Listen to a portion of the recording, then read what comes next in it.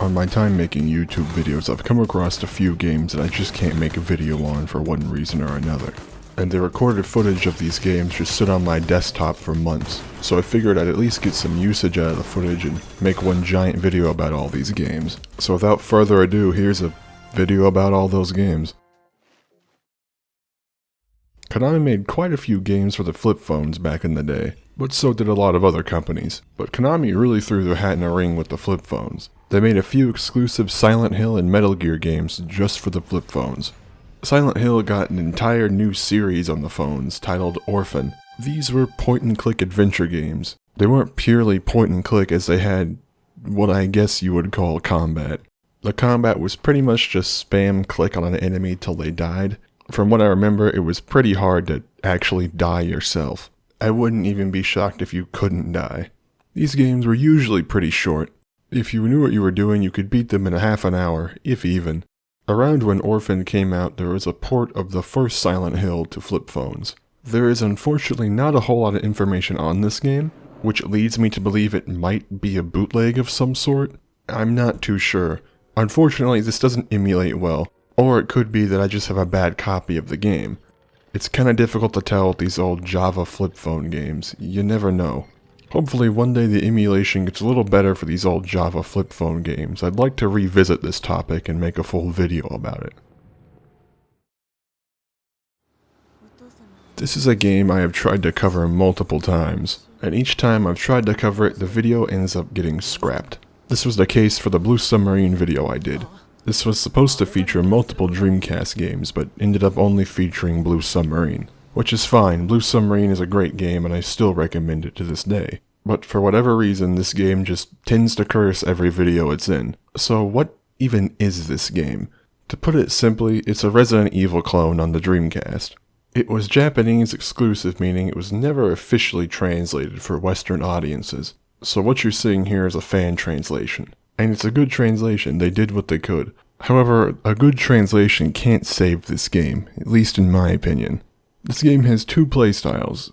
An action-focused one that plays a lot more like the classic Resident Evil games that we all know, and a more puzzle-focused playstyle with minimal combat, but there still is a little combat. Now that's all fine and good until you actually get into the game. The gameplay loop is a little frustrating, I can't lie. The main problem I have with the gameplay loop is the enemies. They are really annoying and stupid. Whenever they're on screen, there's always this really loud noise playing. I guess it's supposed to sound like breathing, but it's playing constantly, so it becomes really annoying really fast. My guess is that the intended purpose was to let you know that there's an enemy in the room with you, but it's just way too loud. The enemies are also, like I said, very stupid. They love to just freak out and start attacking nothing, or just end up running around in literal circles, or just do nothing. I could go on and on about how much I don't like this game and all the problems with it, but I don't think I will. I like to keep things a little more positive on this channel. I don't like to just make overly negative videos. So I think for the time being, I'm just done talking about this game.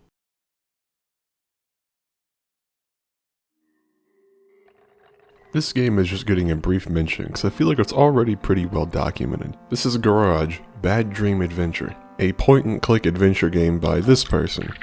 I'm not even going to try and pronounce that name. They are a Japanese surrealist artist and it shows in the gameplay. This game was released sometime in the late 90s and only ever sold about 3,000 copies, at least on its first release. It also got a second release sometime in 2007. This game for the longest time was kind of a pain to run, mainly because it only seemed to run on Japanese computers and it also wasn't translated for the Western audience. This was the case for several years, up until 2022. In 2022 an official remaster was released. I actually have this remaster, it's pretty good. It's $19.90 on Steam, which is a really weird price, but it pretty often goes on sale. If you were ever slightly interested in this game, now would be the time to pick it up and give it a shot.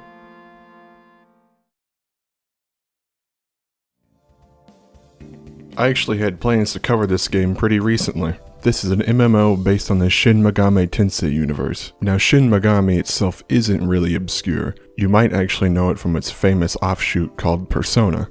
I can't speak on Persona, I've never played the games personally, but I have played Shin Megami Tensei before. Actually, as I'm writing this video, I'm actually on the third game right now. But I had never actually tried the Shin Megami MMO. The MMO is called Shin Megami Tensei Imagine.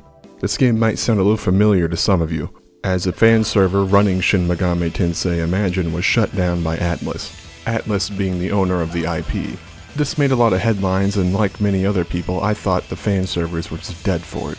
But no, a few more popped up in its place, one of those being New Moon, the server I played on.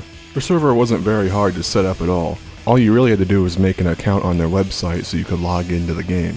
For the most part, the game's pretty fun. The combat's pretty fun, there aren't super long cooldowns between attacks, so you can just keep spamming left click on monsters. Which is really cool, because I've always hated that in MMOs.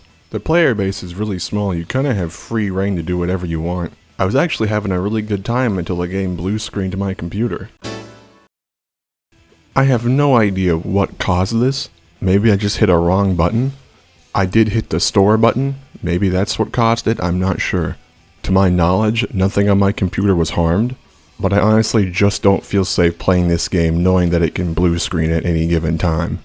Maybe sometime in the future I'll give it another shot, but for now I just have to leave the game alone. I don't want to risk any damage to my computer. Honorable mentions. Devil's Third. This was a game I had some pretty big plans to cover at one point. I don't entirely remember why though. I do remember that Wii U emulation wasn't quite there yet, which is why I never actually finished the video. Nothing of this video really exists anymore. Unfortunately, my hard drive died quite some time back, and I lost a lot of things with it. The Devil's Third video being one of the many things that I lost. That's about it for this video. If you liked what you saw, maybe consider subscribing. I tend to talk about these types of games all the time. And if you have an obscure or forgotten video game, leave a comment down below. I'd love to check it out. But as always, till next time.